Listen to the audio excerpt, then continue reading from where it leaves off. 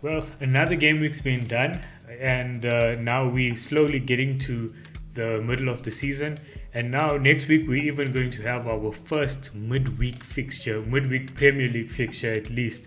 So because of that over there, it's going to be very difficult for us to be able to record one episode per game week. So what we're going to do is we're going to record one episode for game week 13, 14 and 15. So that will take you for this weekend, the midweek fixtures and the following weekend's fixtures, because I think if I remember correctly, next the game week 14 starts on Tuesday, it finishes on Thursday, and then game week 15 starts on the Friday. So there's a quick turnaround. So now is the time where you need to prepare your team well, make sure you have a well stocked up bench so that you can plan for rotation risks and so on.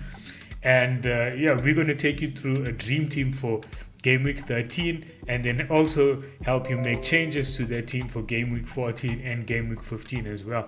So Greg, welcome back for another episode. How did your last game week go? Thanks, Clyde. It was a good one. I mean, I got 83 points. So that's amazing. Pretty decent week, but once again, the attackers didn't really come to the party. It was obviously Mo Salah, and only Tony was. Attackers when you have defenders, when you have fullbacks cleaning up every week. I mean, I had the full house at the back. Trent with 15, James with 12, Cancelo with 12, Chilwell with 9, Foster with 5. I mean, you don't even need forwards. I should just be playing defense and having no one else.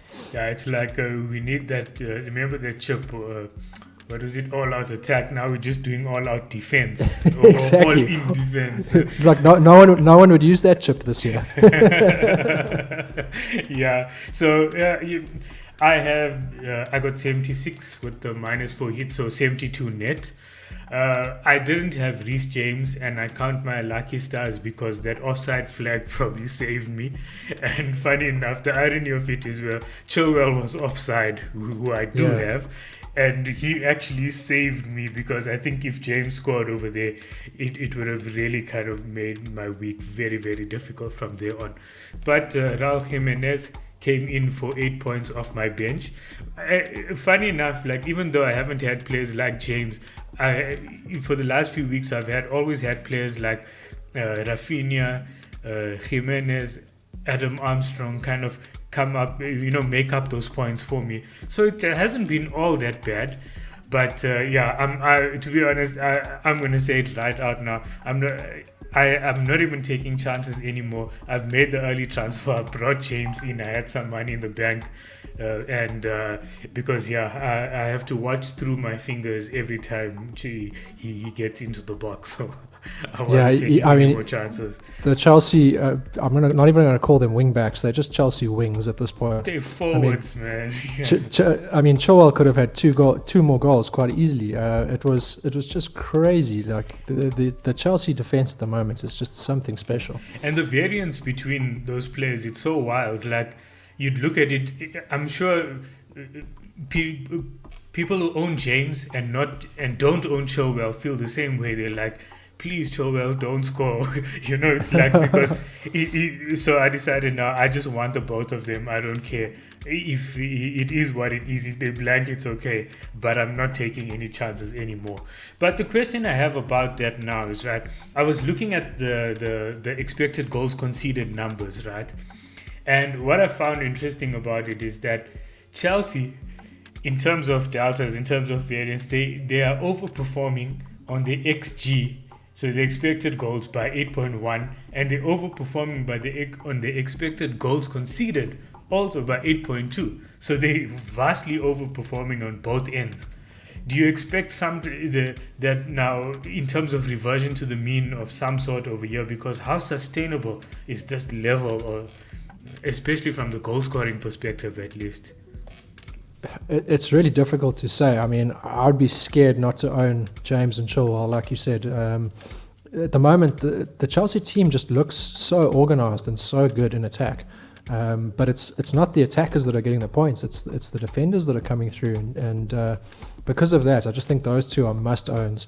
I think it's pretty sustainable, and there's not a chance in the world that I wouldn't have those two players going forward.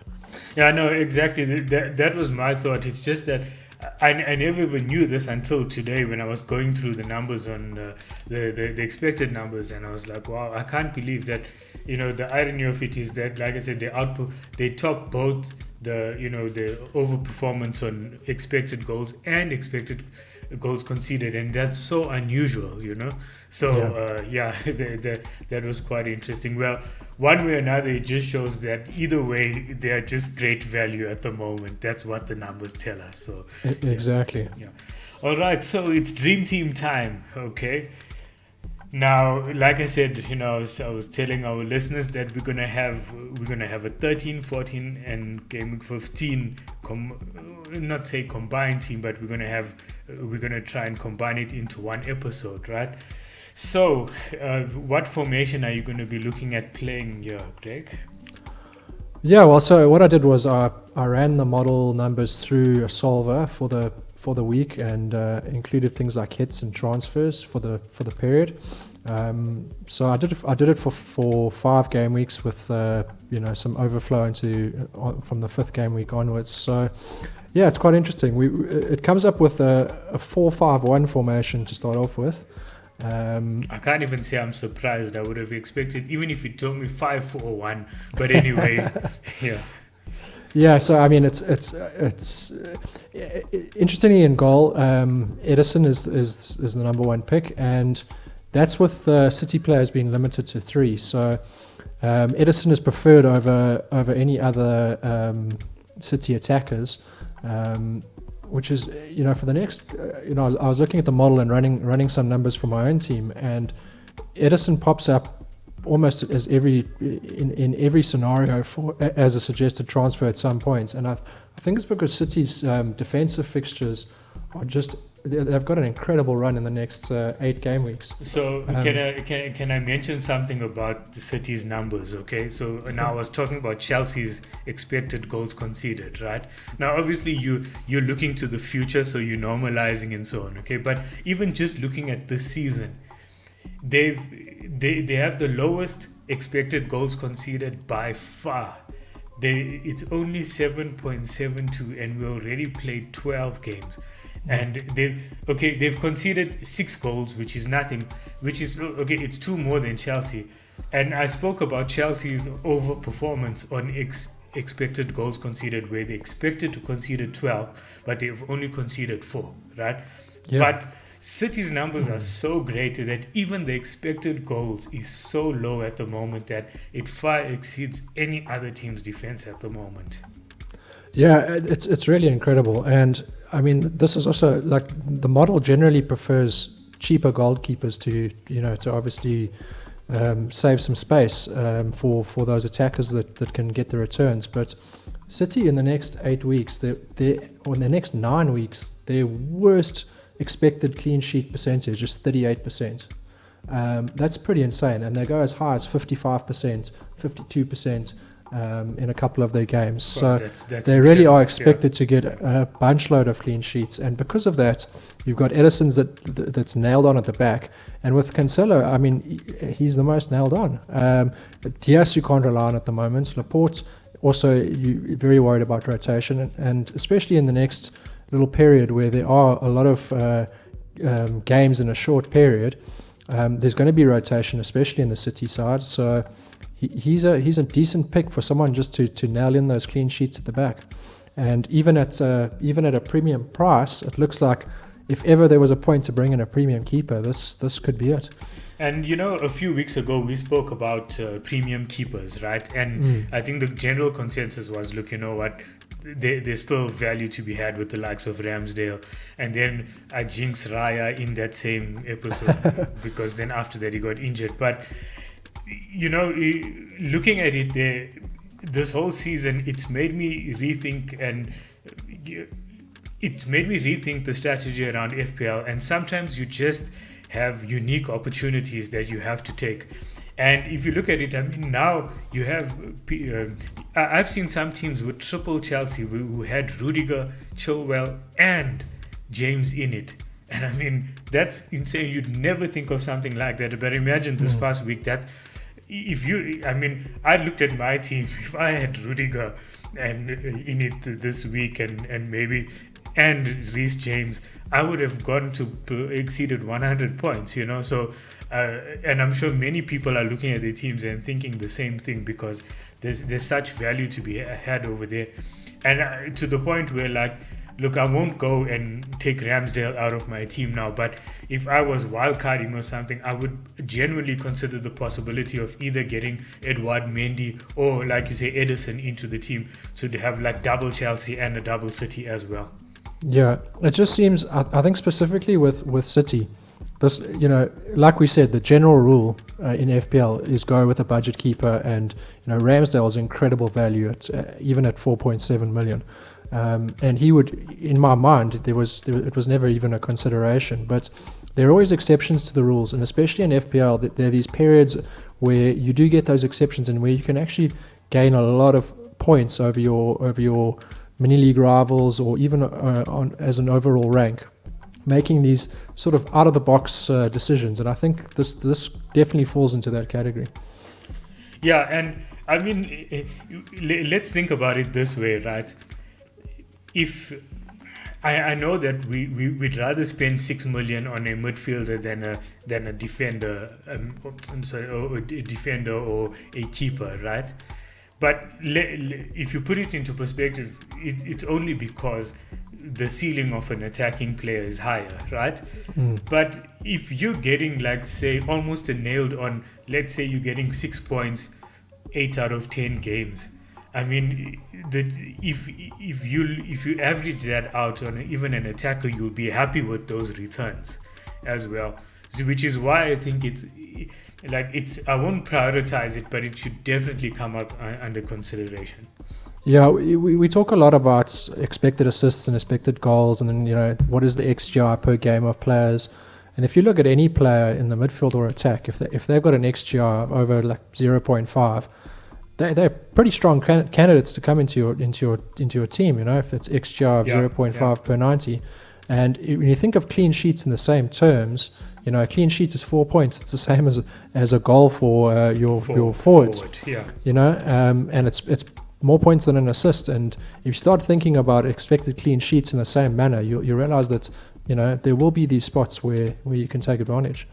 Yeah, and the reason why I've been thinking about it, and like I said, I can tell you now, I'm definitely not bringing Edison in because I have Ramsdale. But I have Adam Armstrong at 6 million, and he doesn't offer the same value as Edison at the moment. So just to put it into perspective, I mean, people would jump at the chance to get somebody like Huang at 5.5 or Tony at 6.3, but Edison's outscoring them anyway. So yeah, look, I know I'm not making a fair comparison over here, but I'm just trying to put it into perspective as well. Yeah, it's absolutely true. And I mean, even in my model, I think Armstrong only very slightly edges Edison in the next 5 game weeks. So it really, well, that's interesting. It's very interesting, yeah.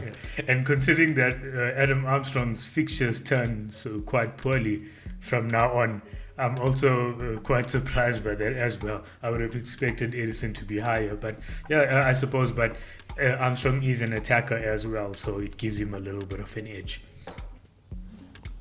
Yeah. So I think that's an interesting one, and I must say I really like that pick as well. And if I was wildcarding, like I said, I genuinely consider it. Now you said it's 4-5-1, okay? So do you really want me to guess this defense? I think I can name them, right? So it's the big four at the moment, right? It's Jack. I mean, we'll just call them Jack from now on. We've got Jack in defense, and basically we should be able to move on to the midfield. Yeah. Okay. So for our listeners' benefit, though, Trent, James, Chilwell, Cancelo, right? Those are the four. So absolutely, yeah. You just go with them there, no problems, no hassles. They're the cheat code of FPL this season, right? If you have them, you're sorted, and you don't need to worry about anything else. Clean sheet potential, attacking returns potential, extremely high ceiling, and captaincy potential as well, right? It's the full bag. I mean, you just can't go without those four. And I think a lot of people at the moment are now considering even their fifth defender position. Usually we've got two budget defenders on our bench, and I think at the moment everyone's considering bringing in a fifth premium. Do we bring in Rudiger? Do we bring in Diaz or Laporte? How many defenders do we want? Do you want to take a shot at Reguilon and see how he goes with new management? I've been also looking at my team and planning for the next few weeks and thinking I may just bring in a fifth defender if I can't find an attacker that's suitable to come in that I trust enough as well. Yeah, I mean that's the thinking at the moment. But yeah, Jack in defense. What can we say? Right. So we've got our defense out of the way. Now you've got 5 midfielders. So the one I can guess easily is Salah. So Salah, Captain Salah again, permanent captain? Perma captain for Salah. I mean his numbers are just through the roof on the. I mean I can't even explain to you. In terms of how far he is of Mane, who's in second place on the model, is he's more than 150% of his expected output. It's just huge. So I think it's a very easy perma captain for those numbers. It looks like a badly formatted Word document when you press enter and then it creates 3 blank pages. And then second position appears there. Okay, so you mentioned Mane now, right? So is he in your thinking as well? It's interesting because the more I look at the numbers, the more he's just a forgotten man at the moment, and because part of it is expensive. He's expensive, but consider a world where Salah isn't in the game, and is there a single FPL team that wouldn't have Mane in it? And I think the answer would be no. Because he's expensive, it shouldn't necessarily be putting us off. He is a miles better option than someone like Harry Kane. Yet everyone's rushed in the last couple of weeks to bring Harry Kane back into their teams. I'm still trying to figure that one out. But anyway, I'll let people have that one. But I just haven't seen anything to suggest that he's worth bringing in at the moment. Harry Kane's numbers are absolutely abysmal. And he's playing much deeper. Son is playing more advanced at times. Exactly, and he's 12.2. And even if you look at a guy like Son, who's at 10.4, he is nearly half of what Mane's expected output is for the next 5 game weeks. That's true, yeah. So, I mean, you really have to think about it and go, I think Mane is the forgotten man. And I'm really tossing it up now and deciding, how do I get him in my team and at whose expense? Because I've had this grand plan to bring Ronaldo in when United's fixtures turn in game week 16, and I'm starting to really seriously consider scrapping that plan and just bringing Mane in, because we've all been in my opinion, I think he's completely the forgotten man, and I think not having him is just doesn't make sense when you look at the numbers. If I remember correctly, I think it was in one of our early episodes that we recorded where we mentioned Mane as a possible 12 million differential, which made no sense, but such is the case. I mean, he's the second highest goal scorer in the league at the moment, right? And he's 4% owned. I mean, it's 4% owned. It's just crazy. To be honest with you, with that type of form, I mean, everybody was jumping on a Jota bandwagon when Firmino was confirmed injured last week or whatever.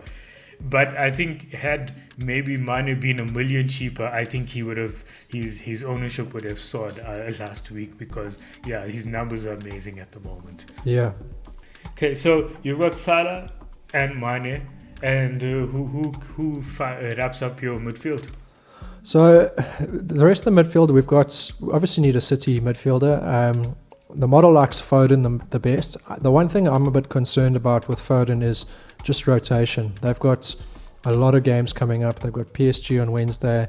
Then, like we spoke about, it's Sunday, Wednesday, and the weekend fixture again. I think there's going to be some rotation in that City team. So I've got Foden in the dream team, but honestly, when thinking about rotation, I think Gundogan is actually a really, really good differential option at the moment. I think he's only 3% owned. He was so close. He hit the bar as well the other day against Everton. And there was a penalty that was overturned by VAR, which he was almost certain to take.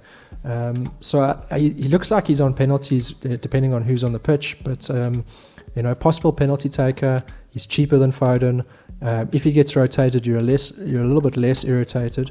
But I think he's going to see more game time than Foden by quite a bit. And we spoke about it last week, where the Pep roulette is not as random as people make it out to be. Yeah. You always have this situation where like Grealish will play 6 games in a row, then Foden will get a block of games, then Mahrez will play, and then Gundogan will play, and Jesus. It's never just one, in and out of the team. It's almost like they play in blocks. So and that would be, like you said, it'll be interesting, because now that Gundogan is in the team, I also think he'll get a prolonged run. Maybe he might miss the midweek fixture next week, but I think after that he will play. At least every second game at least. I think he'll play more than Foden, and I think that's the interesting thing for me. I think City are carrying quite a few injuries in the midfield and up front at the moment. Pep's going to have the Champions League on his mind, and I think Gundogan's his go-to guy. If you look at last season, he's the guy who got the most minutes. He seems to be the fittest out of those players at the moment, coming back from injury. Foden seems to be carrying a knock. Grealish is still coming back from injury. De Bruyne had COVID. I mean, all these guys are carrying something, and he seems to be the one that's the fittest. So I think that... which is quite ironic, because he used to be the one who's injured all the time. So I mean, it's look, personally, I actually pulled the trigger last week in my team, and I went Foden out and Gundogan in. And that's because Foden was a bit of a risk to with a knock, whether he was going to play or not, and he ended up getting 57 minutes. So here's my example of living dangerously, right? So last week, because remember it was still international break, right? Actually, it was early in the international break. Cancelo's price was about to go up, and I really, really wanted him. And Gallagher's price was about to go up, and I wanted both. And the only way I could do it is by getting rid of Foden. So I took a hit to take out Foden and Omo Bamidele from my team. And it's a massive risk with someone like Foden when you're doing that, right? Yeah. But my justification was that Omo Bamidele is just bench fodder, so he's not going to contribute. And even let's say, forget price, if I had to pick one of Foden or Cancelo, well, I'd like to have both. But if I can't have both, then I'll pick Cancelo, right? Because I think he has the higher ceiling anyway. I'd even pay 8 million for Cancelo the way he's playing. So, so let's get that out of the way. So I was like, okay, I have to choose, and I believe that the combination of Gallagher and Cancelo will do better. Which it just so happened that, so though I took the hit, it was effectively a -5 because Foden got 1 point. That was so close, because he got subbed off like at 57 minutes, right? So it was an effective 5 points. Gallagher scored 5, so you wiped out the deficit, and then so my transfers actually was a net of 12 points. So I'll take that. I'll wear it as a badge of honor. That one. Yeah. That was before even the injury news or whatever. It was a real gamble, but yeah, it was one that's worth taking. Yeah, it's nice. It's nice when the hits pay off, and if you're going to take a hit to bring 2 players in for the price of one, then you've got a much better chance of success as well. Yeah, and that was it really. The upside was so much. Now I've got a full playing bench. I mean, Mbeumo was my last option on the bench. That's how strong the bench was anyway. So I was really stoked. And then I mean, Jimenez was first on my bench, and he got 8 points and came on. So yeah, it's like, and I did that also with for future planning, with all these double game weeks and festive fixtures coming up as well. So there was a little bit more planning behind that transfer as well. So yeah. Anyway, I've veered off topic over here, but I thought I may as well get my bragging rights in now. Okay, so look, you spoke about Foden, and who's your next option? How many have we named? Three so far. Was it 3? Yeah, so Salah, Mane, Foden / Gundogan, and then Gallagher is rising through the roof on the numbers. Every week he seems to be higher up in the model. He's playing amazing. Yeah, and they've got Villa at home, so yeah, Gallagher gets his spot there, which as sort of your more budget midfielder, which is nice considering that this dream team has no budget. So you know that he's a solid pick. Yeah, definitely. And then finally, we've got this one really surprised me.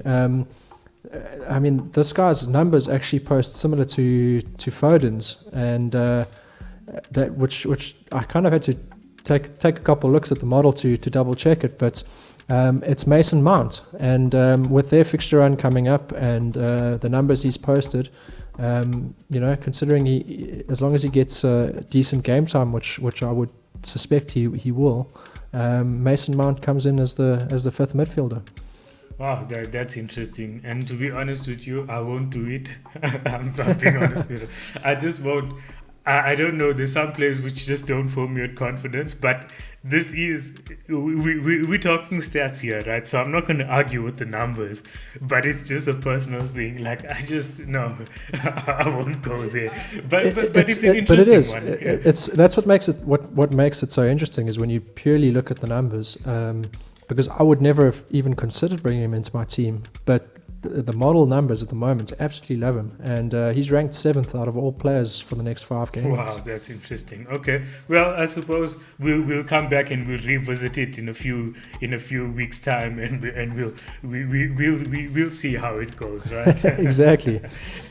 And then so your one forward, which is so rare, one forward, yeah.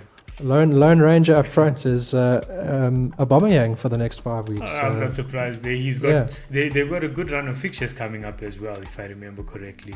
Decent fixtures. They've got Newcastle at home next, and it's actually difficult to find forwards at the moment for the next 5 weeks that are really want to be nailed on. But Wilson has after they play Arsenal, he has Burnley and Norwich, I think, right? So he has Norwich and then Burnley, and then it gets a little bit tougher. Leicester, Liverpool, City. Yeah, it's a massive fixture swing. It's like literally 2 weeks, and then after that, it's crazy. Yeah. But I think Wilson's the next best pick on the bench as a forward, and he's quite high. I wasn't far off. He's quite highly rated on the model as well. I think he's in 9th spot overall. So the model really likes Wilson, but just for game week 13, obviously prefers Aubameyang with the Newcastle fixture. Okay, interesting. And then so that's an interesting team. So just so if I go through it again, so Edison as the keeper, we've got the big four: Trent, James, Chilwell, Cancelo in defense, Mount, Foden, Mane, Gallagher, Salah in midfield, and then Aubameyang as the forward. And then you said bench, which you mentioned Wilson. Yeah. Did you mention Did you mention any other bench options as well? No, not yet. So other options in goal, Ramsdale's by far the next best keeper. So if you have Ramsdale, definitely one to keep. His numbers look great for the next 5. And then interestingly, Lamptey pops up as the next best bench defender. Yeah, man, I miss seeing him around because I think we've all missed him through the injury. We want to see him play. Yeah, exactly. And Brighton's defensive numbers look good. For the next 10 game weeks, they're ranked 4th overall in terms of expected clean sheets. So I think he's got some good attacking potential. And I think I've been a Livramento holder since game week 1, and I think I'm definitely starting to consider upgrading him now that his price has risen so much to the likes of Lamptey. Southampton's fixtures, like we spoke about, aren't going to be great defensively. Or you can just knee-jerk and get Rudiger in, Exactly. If you want to go full retard at the back, there's always the 5th premium.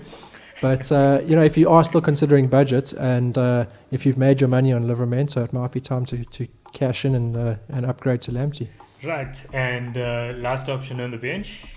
Last option, I mean, because he's Ronaldo, his fixtures are going to massively swing in game week 16. United, right. He's going to be a bench against Chelsea, obviously, but then Arsenal, Crystal Palace, Norwich, Brentford, Brighton, Newcastle, Burnley.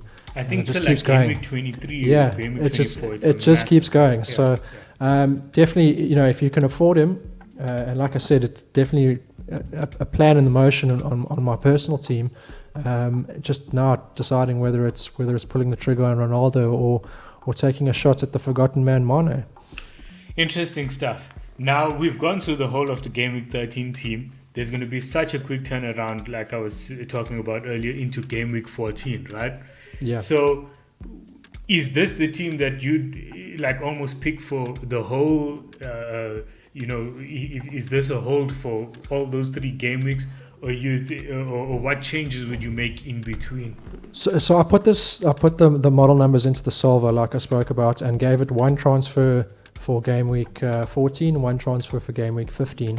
And based on that, it likes to bring in Son for Game Week 14. And that's where Spurs have a 2-game fixture swing where they've got Burnley in Game Week 13, but it prefers Gallagher over Burnley to start off with. Gallagher versus, who do they have? Aston Villa at home. And then Son for Brentford and Norwich. So Son in for Gallagher in Game Week 14 is what the model prefers. Interesting one. And then obviously there's another quick turnaround from Game Week 14 to Game Week 15. Is there any other transfer as well from moving into that game week? Yeah, so that's Game Week 15 is United's fixtures just start to become so good, and obviously this is where having no budget is amazing, because you just bring in Bruno and you have the Bruno Ronaldo double up for Game Week 15 onwards. Yeah, so that's an interesting one, right? Okay, so like I was saying earlier, you know what, people, just make sure that you have a good bench. Don't try and crowbar Kane into your team just because, somebody tweeted this, okay, and I think shout out to FPL Differential King. He's one of the really underrated funny guys on Twitter, right? And he said Kane is worth 12.2 million.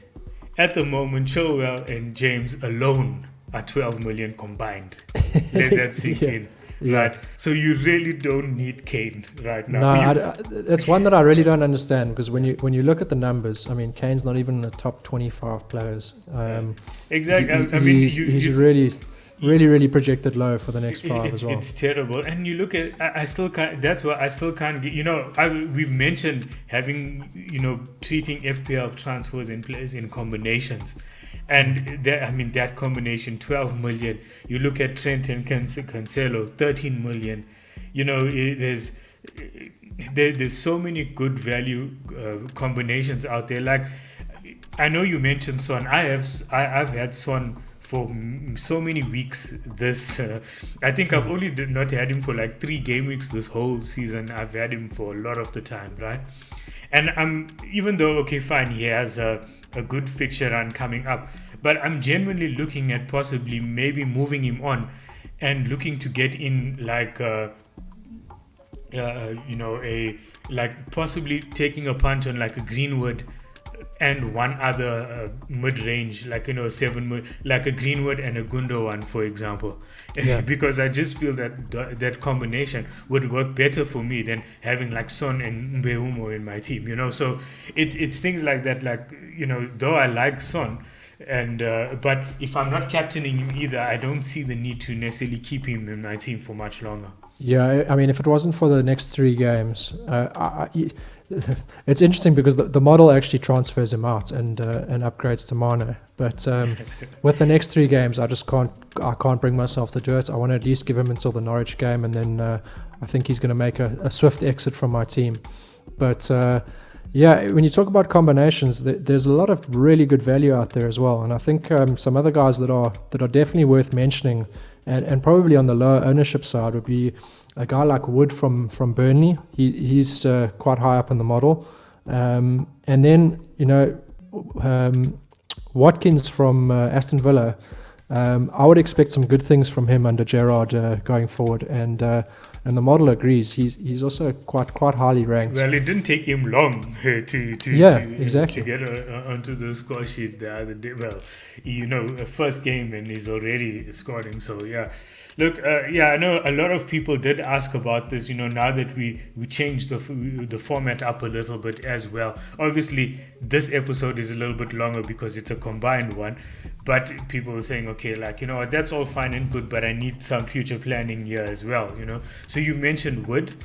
We've mentioned Manchester United players as well. I think if you maybe want to look at an alternative goalkeeper, we'd say like David De Gea, maybe. Look, I wouldn't touch the United defense just yet. There's still a lot of uncertainty. They've got Carrick in charge until they find a manager. I think for the moment, I would be sticking with possibly a plan to bring in Ronaldo or Bruno. Or Greenwood. Or Greenwood as a cheaper alternative. The one that I've been looking at is also Rashford as well. Now I know he's about 9.5 or so, but I just feel that if with that fixture swing, I think he may just become a good option as well. He's definitely an option. I think his price tag probably puts a lot of people off. Yeah, I think I would prefer Greenwood over Rashford. Yeah. But I wouldn't be touching the United defense at the moment. I think, especially when you've got these premiums just firing at from all ends at the moment. Yeah, exactly. So looking at I mean, look, we're not gonna tell you go and sign Salah, Trent. Those you'll have them anyway, right? So, and we know what the fixtures are like. They fixture-proof players anyway for the most part. But in terms of the differentials, we've mentioned the likes of Gallagher, though, I mean, his ownership is increasing quite a bit anyway, but he's still a good budget option at his price. And so, I mean, and then you mentioned Wood, which I would have never believed. But the one player that's caught my eye from Burnley is Maxwell Cornet as well. Yeah, his numbers also look decent. The model really prefers Wood over him, but for a midfielder, great cheap option. Yeah, and then one extra point per goal, and then clean sheet in Burnley. I won't go there, but but I mean, still, Cornet, he actually looks like one of those players where he feels inevitable. Where the numbers might not always be there, but he'll score for them. So no, he's been brilliant so far, and I think there are like we spoke about Lamptey. I think he's one that's definitely one to watch as well.